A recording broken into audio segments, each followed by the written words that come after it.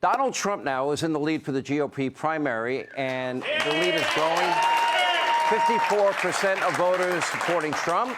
And here is part 3 of my interview with the former president. This is the lightning round. Take a look.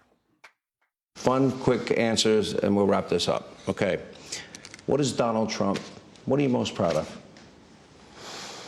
I think that, look, if you would have told me I was going to become president, I looked at it, I thought about it, I never did anything, never even close. I was thinking about it with Romney. A poll came out when Romney was running that I blew him away in the Republican Party.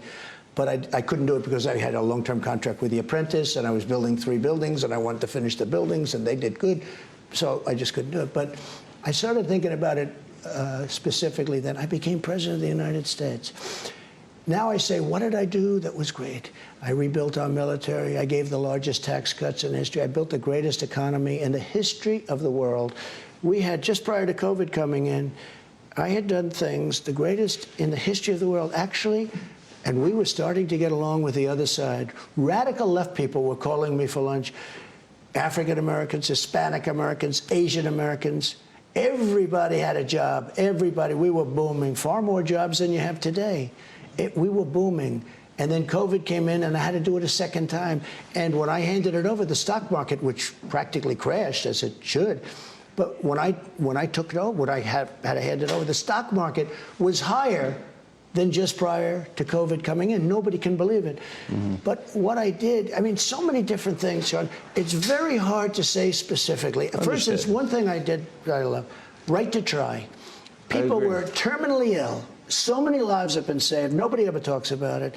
People were terminally ill. They were going to die. But we have a medicine or biotech. And they want to take a risk? Give them a shot. We can't give it to them because they may die. They're terminally ill. They're going to be dead in a month. It was very hard. They've been trying to get it for 54 years. I got it approved. So now if somebody's very sick, we're allowed to use some of our very far-out things, which won't be approved for another 3 or 4 or 5 years by the FDA. All right, you know how many lives I've saved with it? So we've done so much. But that was a big deal. Well, I'll tell you what. I rebuilt our military, but I also added Space Force. And Space Force, you know, I created a new branch of the United States military. That's a big thing. We did a lot of big things. All right. I'm going to give names and give me quick, short sentences, narratives, whatever comes to your mind. Putin. Well, I'm going to have to go a little short, but I got along with him great. Had I been president, he would have been much better off because he wouldn't have gone into Ukraine. But ultimately, he's going to take over all of Ukraine. Xi. A man I got along, again, I got along with him great until COVID came in. We would have been able to work together very well. I made an unbelievable deal for our farmers and manufacturers where China was giving us $50 billion a year to our farmers and our manufacturers. Kim Jong-un.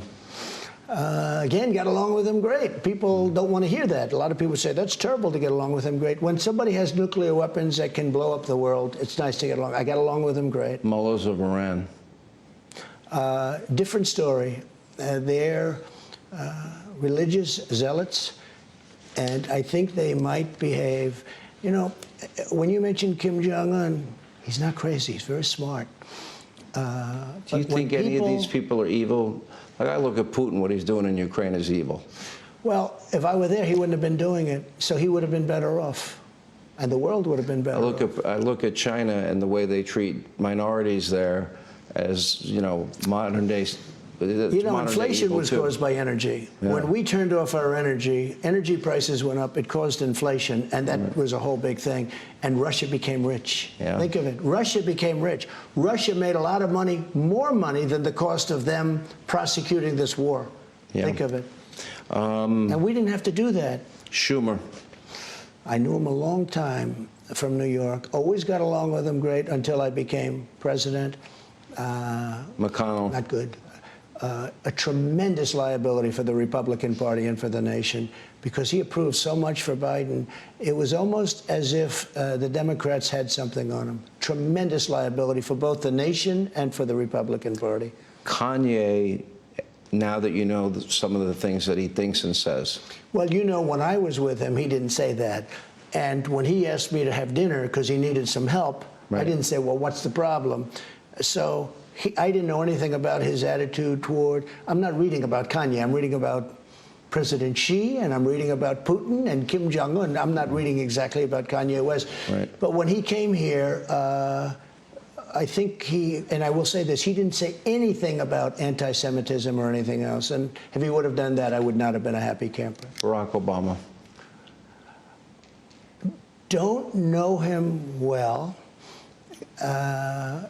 Don't deal with him at all. Haven't spoken to him since the very, very beginning. We did actually talk a little bit the first couple of weeks, but my views are so divergent than his. I mean, it's just, I don't want to hear his ideas because we just disagreed. I respect him,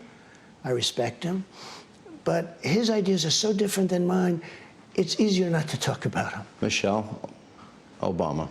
I like her, I respect her. The First Lady respects her, but I can't tell you much about her. I don't think she likes politics. I don't think she wants to be involved. Some people say, oh, maybe she'll run, that'd be fine. But I don't think she likes politics, and I don't think she'll run. Jill Biden. I don't know her at all. Don't know her at all. Seems like a nice woman. Joe Biden. I'm so disappointed what's happened to the country. I mean, the country, we were respected all over the world. Now we're a laughingstock. He goes to Canada the other day, you covered it, and he says, I want to thank China in the middle of the Canadian Parliament. Why are you reluctant to say he looks like he's in a cognitive Because I don't want to decline? say that. I don't think it's appropriate for me. You can say it. Oh, I do. A lot of people say it. I say it. I think as somebody that is in the position that I'm in, I think it's inappropriate for me to say it. Hey, Sean Hannity here. Hey, click here to subscribe to Fox News YouTube page and catch our hottest interviews and most compelling analysis. You will not get it anywhere else.